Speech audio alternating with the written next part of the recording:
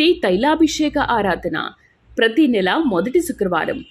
స్థలం Adabala gardens, L&T buildings పక్కన, Penkulapadu road, Palakollu. ప్రార్థనా శక్తి తైలాభిషేక ఆదివారపు ఆరాధన సమయం ఉదయం 8:30 గంటల నుండి. స్థలం వైస్రాయ్ గార్డెన్స్, జుబ్లీ బస్టాండ్ ఎదురుగా, సికింద్రాబాద్. ప్రార్థనా శక్తి తైలాభిషేక ఆరాధన ప్రతి నెల 2వ మంగళవారం సమయం ఉదయం 10 గంటల నుండి. Sri convention hall, CR Reddy women's college, Vatluru, Eluru. ప్రార్థనా శక్తి తైలాభిషేక ఆరాధన ప్రతి నెల 2వ బుధవారం సమయం ఉదయం 9 గంటల నుండి. స్థలం airport road, quarry market, Renuka apartment దగ్గర, రాజమండ్రి. ప్రార్థనా శక్తి తైలాభిషేక ఆరాధన ప్రతి నెల 2వ గురువారం సమయం ఉదయం 8 గంటల నుండి. స్థలం సుబ్బలక్ష్మి కళ్యాణ మండపం, railway new colony, Sri Kanya theatre, Visakhapatnam. ప్రార్థనా శక్తి తైలాభిషేక ఆరాధన ప్రతి నెల 2వ శుక్రవారం సమయం ఉదయం 10 గంటల నుండి. స్థలం కాపు కళ్యాణ మండపం, ఎన్ఎఫ్సిఎల్ రోడ్, ఆర్టీఓ ఆఫీస్ పక్కన, ఆర్ఆర్ నగర్, కాకినాడ. ప్రార్థనా శక్తి తైలాభిషేక ఆరాధన ప్రతి నెల 2వ శనివారం సమయం ఉదయం 10 గంటల నుండి.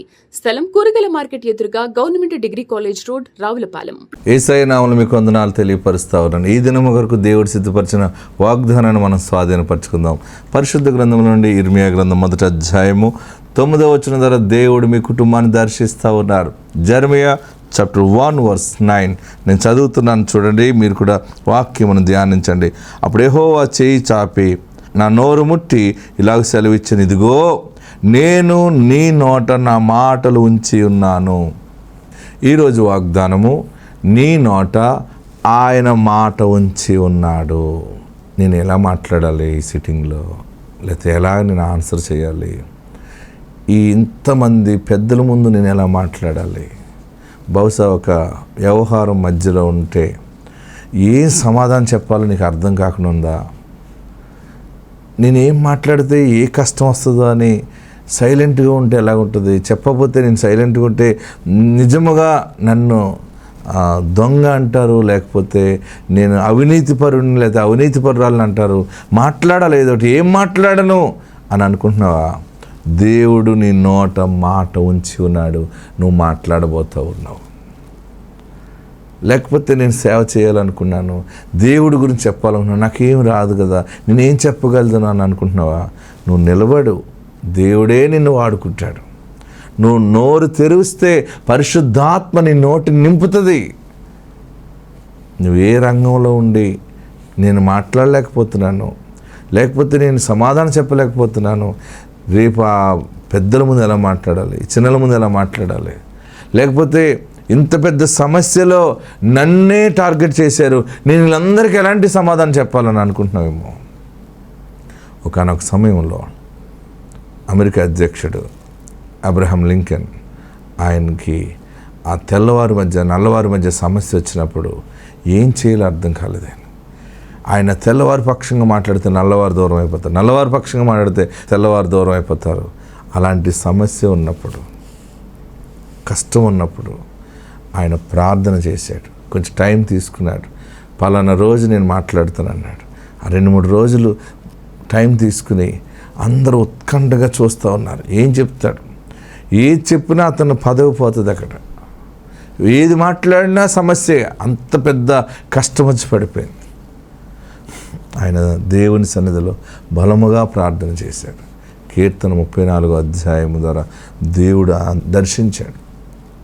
నేను ఏడుస్తున్నాను, నాకు సమాధానం కావాలి బాబు అంటే కీర్తన 34వ అధ్యాయం చదువుతూ ఆయన వేలు పెట్టుకుని కీర్తన 34వ అధ్యాయం అంతా కూడా ఎన్ని మార్లో దాన్ని చదువుతుంటే ఆయన ఏడ్చిన ఏడుపుకి ఆ పేపర్ అంతా నలిగిపోయింది. బైబిల్ కొత్తగా ఉంది, పేపర్ ఒక్కటే నలిగిపోయింది. ఆ సమయం ఆసనం అయిపోయింది. ఉదయాన్ని లేచాడు, ఆయన రెడీ అయ్యాడు, ప్రెసిడెంట్ హోదాలోనే వెళ్ళాడు. మీటింగ్లో మాట్లాడుతున్నప్పుడు ఆయన ఏం మాట్లాడుతున్నాడు ఆయనకు తెలియదు. ఆయనను పరిశుద్ధాత్ముడు ఆవరించి తెల్లవారికి నల్లవారికి ఆమోదయోగ్యమైన మాటను దేవుడు అనుగ్రహించాడు. వెంటనే నల్లవారు తెల్లవారు కూడా వారి ప్రభుత్వాన్ని అంగీకరించారు. అందరూ ఆశ్చర్యపోయారు. అబ్రహాం లింకన్ ఎంత తెలివిగా మాట్లాడాడు, ఈయనకి ఎలాగొచ్చింది ఇంత గొప్ప మాట, నాలెడ్జ్ అని అందరూ ఆశ్చర్యపోతే మీడియా అంతా వచ్చి అడిగారు, మీరు ఎలా మాట్లాడారు, ఎంత టెక్నికల్గా మీరు మాట్లాడారు, ఎంత జ్ఞానంగా మాట్లాడారంటే అతను అన్నాడు, నేను కాదు మాట్లాడతా, దేవుడు నాకు ఇచ్చిన మాట అది, నా నోట ఆయన మాట పెట్టాడు అని చెప్పి ఆయన చదివిన బైబిల్ ఆ కీర్తన 34వ అధ్యాయం అంతలాగా ఆయన ఎలాగా వేలుతో దాన్ని లైన్ చేసుకుంటూ ఆ పడుతున్న కన్నీటిని తుడుచుకుంటూ వాక్యం ధ్యానం చేశాడో ఆ మీడియా అంతా కూడా ఆశ్చర్యపోయారు, లోకమే ఆశ్చర్యపోయింది. ఈరోజు ఎంతమంది ప్రధానులు ప్రెసిడెంట్లు మారుతున్నా వారందరూ పట్టుకుని ప్రమాణ స్వీకారం చేసే ఆ గ్రంథం ఈరోజు ఆ బైబిల్ కొత్త బైబిల్లాగా ఉంటుంది. అది అమెరికా అధ్యక్షుడు ప్రమాణ స్వీకారం చేసినప్పుడు అబ్రహాం లింకన్ వాడిన బైబిల్ని వారు ప్రమాణ స్వీకారానికి ఉపయోగిస్తున్నారు. ఈరోజు ఈ సంగతులు నేను విన్నప్పుడు, చరిత్ర ధ్యానం చేసినప్పుడు ఆశ్చర్యం కలిగింది. అంటే దేవుడు ఎంత పెద్ద పోరాటమా, ఎంత పెద్ద సమస్య అయినా మన నోట ఆయన మాట పెడతాడంతే. ఈరోజు నీ కుటుంబాల మధ్య నువ్వు మాట్లాడవలసి ఉందేమో, లేకపోతే నీ అన్నదమ్ముల మధ్య, లేకపోతే నీ భర్త దగ్గర, నీ భర్త ఇంటి వారి దగ్గర, లేకపోతే నీ అమ్మ ఇంటి వారి మధ్య కానీ, ఆస్తి తగాదాల గురించి కానీ, లేకపోతే నువ్వేం మాట్లాడితే ఏ నింద నీ మీద వేద్దామని శత్రువులందరూ రెడీగా ఉన్న ఆ సమయంలో దేవుడు నీ నోట ఆయన మాట ఉంచుతున్నాడు. గొప్ప వాగ్దానము, ఆయన మాట నీ నోట ఉంచుతున్నారు. ఎంత మాట, నేను మళ్ళీ చదువుతాను చూడండి. ఇదిగో నేను నీ నోట నా మాటలు ఉంచి ఉన్నాను. ఒక్క మాట కాదు, మాటలు, కొన్ని వర్డ్స్ దేవుడు నీ నోటిలో ఉంచారు. నువ్వు టకటకటకటగా మాట్లాడతావు, అందరికీ ఆమోదయోగ్యం ఉంటుంది. నువ్వు మాట్లాడిన చోట ఆత్మక్రియ జరుగుతుంది, సమాధానము అక్కడ కలుగుతుంది. పరిశుద్ధ ఆత్మ నీకు తోడుండును గాక. God bless you. వాక్య భాగంలోకి వెళ్ళాలి. ఎందుకంటే ఆయన ఇచ్చే ఆశీర్వాదము యోవేలు గ్రంథం 2వ అధ్యాయము 23వ వచనం దగ్గర చదివితే, సియోను జనులారా ఉత్సహించి మీ దేవుడైన యెహోవా యందు సంతోషించుడి. తన నీతిని బట్టి ఆయన తొలకరి వర్షమును మీకు అనుగ్రహించును. వాన కురిపించి పూర్వమందువలే, చూడండి, పూర్వమందువలే తొలకరి వర్షము కడవరి వర్షము అనుగ్రహించును. కొట్లు ధాన్యముతో నిండును. చూడండి, కొట్లు ధాన్యముతో నిండును. క్రొత్త ద్రాక్షారసమును క్రొత్త తైలమును గానుగులకు పైగా పొర్లిపారును. ఆమేన్. హల్లెలూయా. గట్టిగా హల్లెలూయా చెప్పండి. మీరు ఏడవకండి. నిన్న వాక్యం చెబితే భీమవరంలో ఒక ఆమె వచ్చి, అయ్యా నిజముగా నేనే సూసైడ్ చేసుకుందాం, ఉరేసుకుందాం అనుకున్నాను నేనే, మీరు వాక్యంలో నాతోనే మాట్లాడారయ్యా, నెక్కెక్కబడి ఏడ్చింది. పరిస్థితి బాగోలేదని సిల్క్ సారీ తీసుకుని ఉరేసుకోవటానికి సిద్ధపడుతుంటారు చాలామంది. నదిలో దూకేద్దామా, ఏదైనా పురుగుల మందు తిని చనిపోదామా, ఇన్ని అప్పుల, ఇన్ని రోగాల, ఇంత అశాంత, నా వల్ల కాదు, నా జీవితంలో ఏ వెలుగు లేదు అని ఏడుస్తున్నావేమో. నీ కొరకే దేవుడు మాట్లాడుతున్నాడు. నీకు మరలా పూర్వపు వైభవం మరలా దేవుడు ఇవ్వబోతా ఉన్నాడు. నీ యవన బలం మరలా నీకు రాబోతా ఉంది. దేవుడు మరలా నీ దీవెన నీకు ఇవ్వబోతా ఉన్నాడు. ఎలాంటి దీవెన అంటే ఇక్కడ చెప్పాడు, కొట్లు ధాన్యముతో నిండును. పూర్వమందు వలె తొలకరి వర్షమును కడవరి వర్షము మీకు అనుగ్రహించును. కొట్లు ధాన్యముతో నిండును.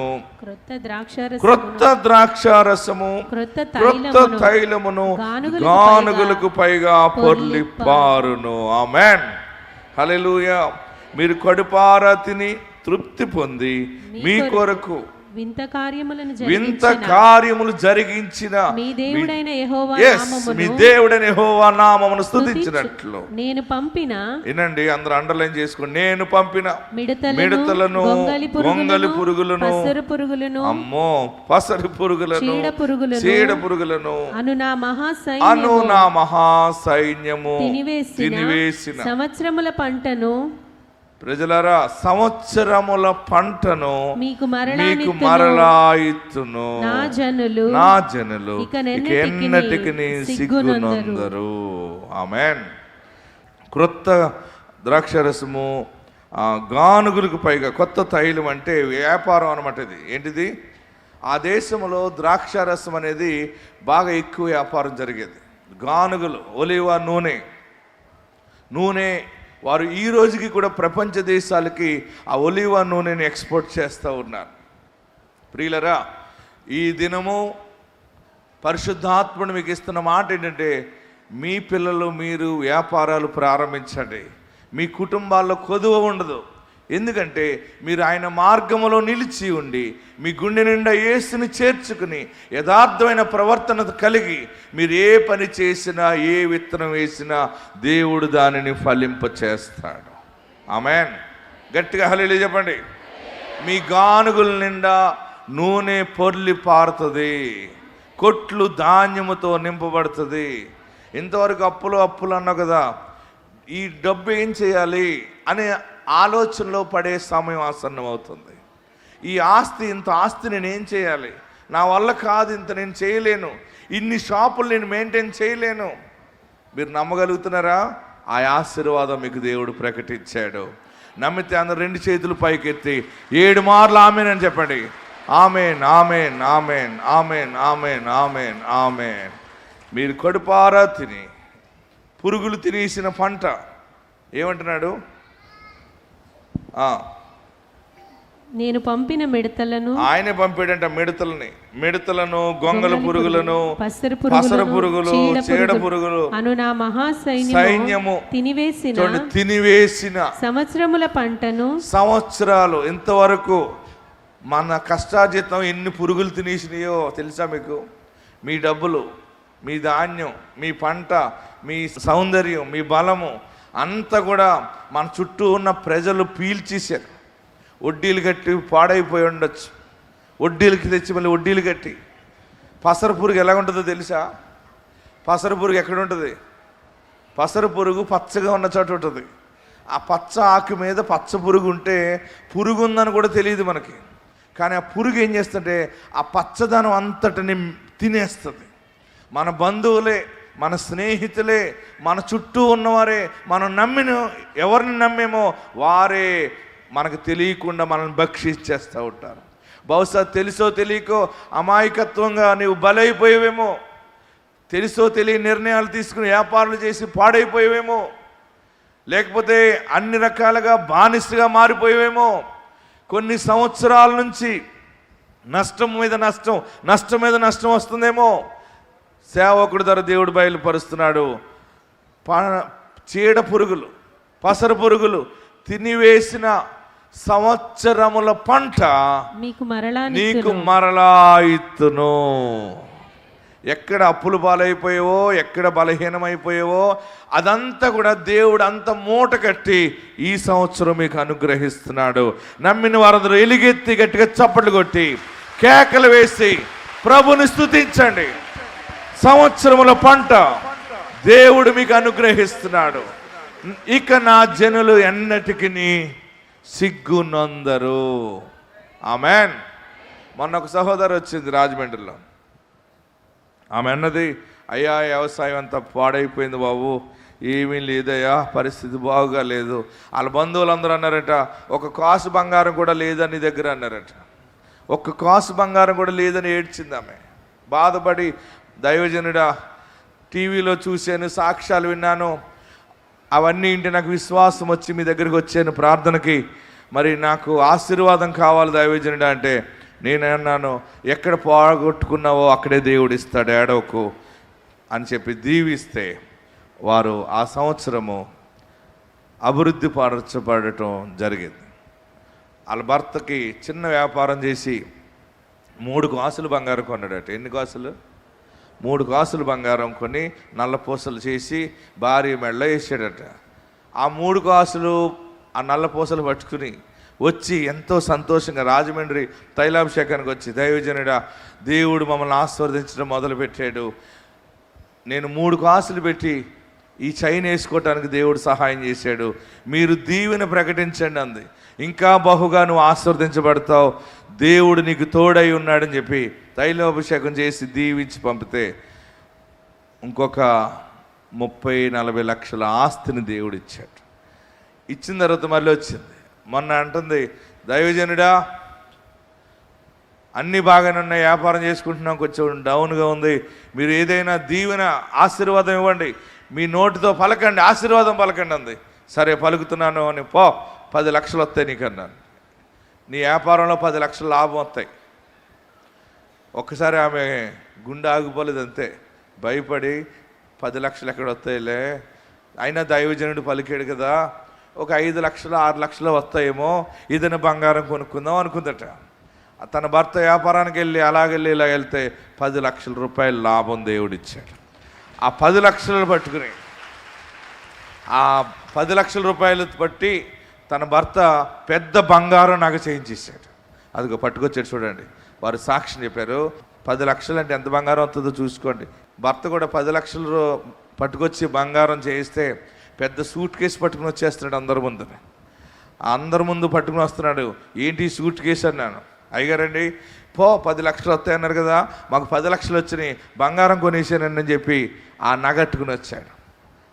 ఆ నగ అలా పట్టుకొచ్చి చూపిస్తే దేవుడు అలాగా ఆశీర్వదించాడు. ఆమేన్, హల్లెలూయా, హల్లెలూయా.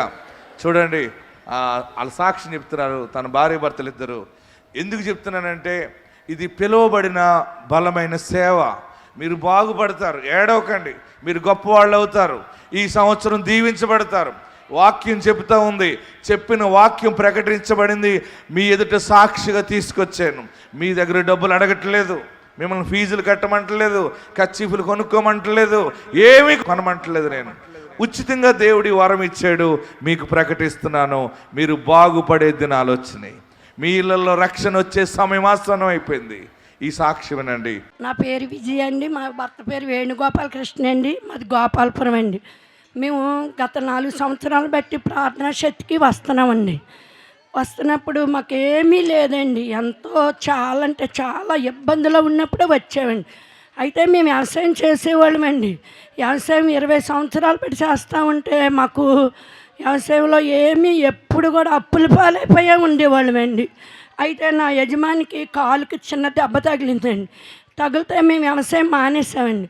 వ్యవసాయం మానేస్తే మా పరిస్థితులు చాలా అంటే చాలా ఇబ్బందులు పడిపోయామండి.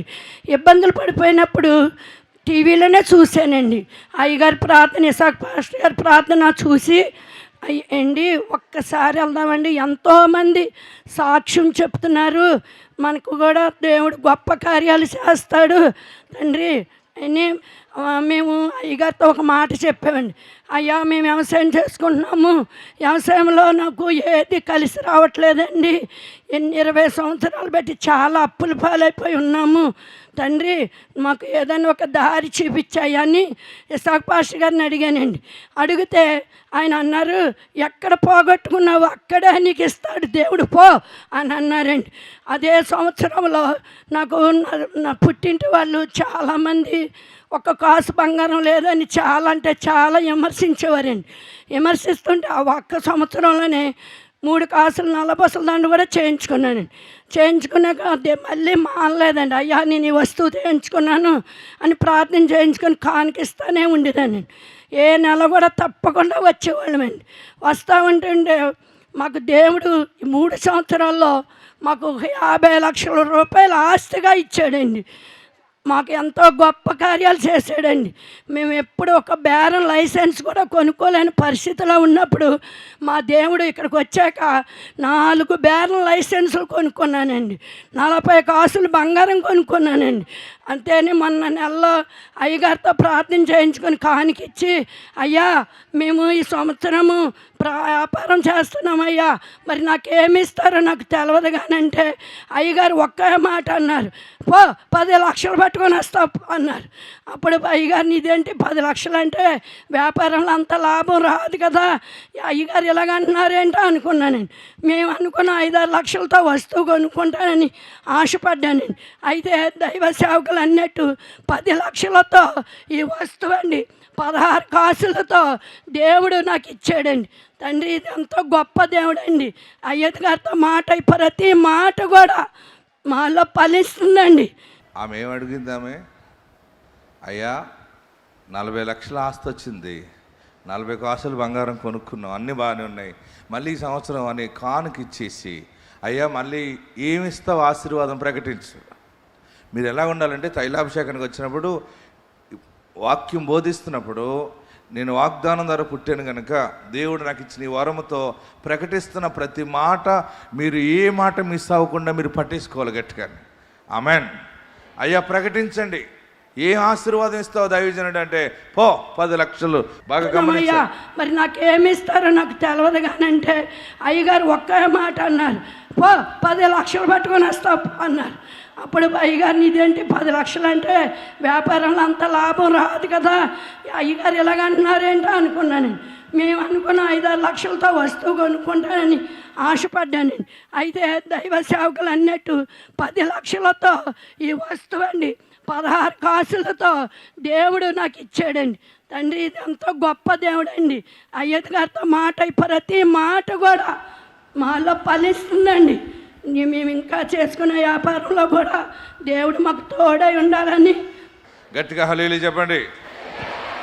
మీరు అందరూ కూడా మీ ఇళ్ళల్లో క్రీస్తు అధిపతిగా ఉండబోతా ఉన్నాడు. ఆమెన్. మీరందరూ బాగుంటారు, ఏడవకండి, చనిపోవాలని అనుకోకండి, ఆదాయం తేటలేదని చెప్పి మొగుళ్ళను వదిలేకండి, భర్తలను వదిలేకండి. నువ్వు వద్దు, నీకు ఈ దగ్గర పని లేదు, పాట లేదు, మీ అమ్మ దగ్గర ఉంటున్నావు, ఏం సంపాదించట్లేదు అనకండి. భార్యలారా మీ భర్తలను ప్రేమించండి, లోబడండి, దేవుని మీద భారం వేసి.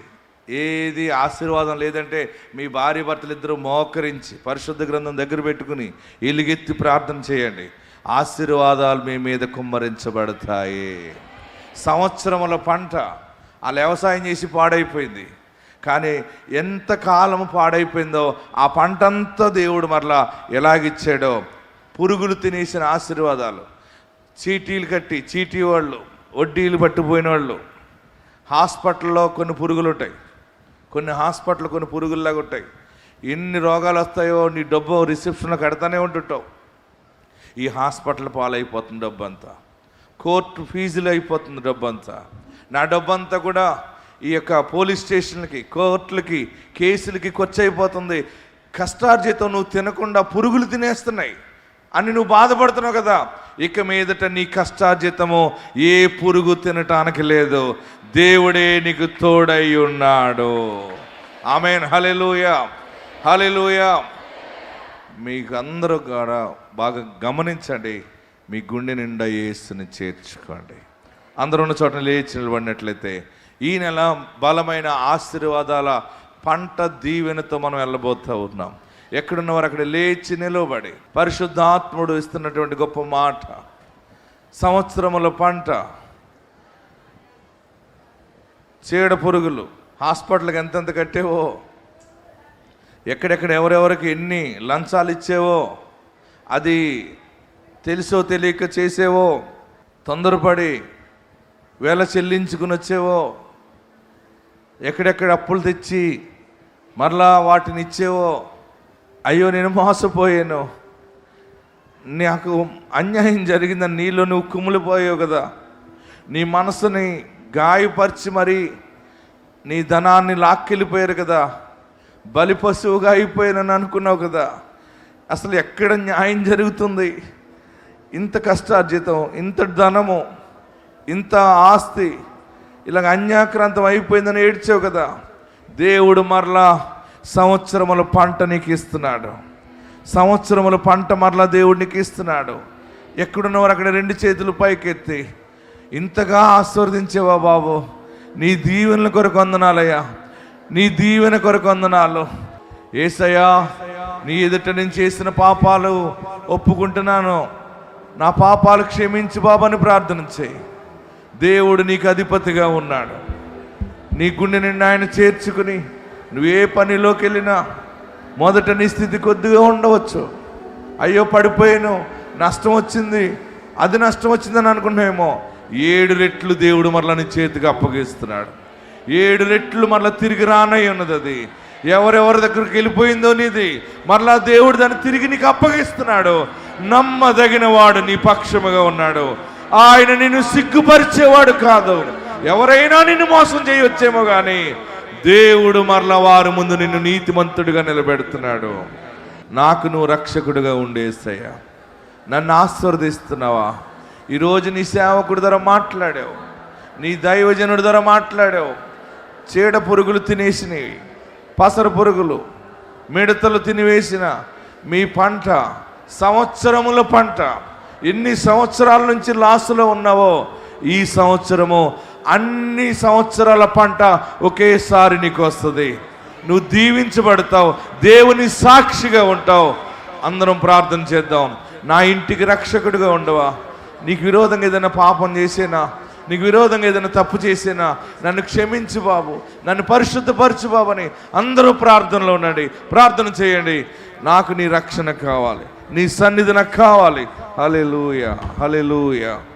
ప్రార్థనా శక్తి తైలాభిషేకారాధన ప్రతి నెల 2వ మంగళవారం సమయం ఉదయం 10 గంటల నుండి Sri convention hall, CR Reddy women's college, Vatluru, Eluru.